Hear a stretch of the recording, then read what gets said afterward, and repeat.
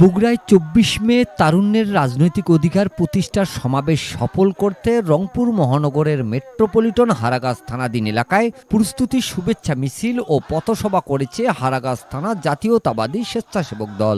বৃহস্পতিবার বিকেলে রংপুর মহানগরের সাহেবগঞ্জ বাজার এলাকা থেকে হারাগাছ থানা জাতীয়তাবাদী স্বেচ্ছাসেবক দলের নেতাকর্মীদের অংশগ্রহণে প্রস্তুতি শুভেচ্ছা মিছিল বের হয়।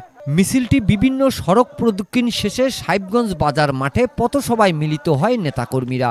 পথসভায় বক্তব্য রাখেন প্রধান অতিথি মহানগর স্বেচ্ছাসেবক দলের সিনিয়র যুগ্ম আহ্বায়ক মাহবুব হোসেন সুমন।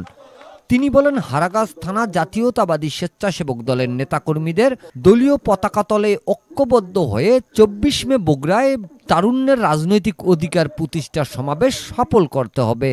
হারাগাছ থানা জাতীয়তাবাদী স্বেচ্ছাসেবক দলের সিনিয়র যুগ্ম আহ্বায়ক লিমন মিয়ার সভাপতিত্বে এবং সদস্য সচিব নাহিদুল ইসলাম নাহিদের সঞ্চালনায় পথসভায় আরও বক্তব্য রাখেন মহানগর স্বেচ্ছাসেবক দলের যুগ্ম আহ্বায়ক সোনা মিয়া, মানিক মিয়া, হারাগাছ থানা স্বেচ্ছাসেবক দলের যুগ্ম আহ্বায়ক লিটন মিয়া, মুকুল মিয়া, মোরশেদ।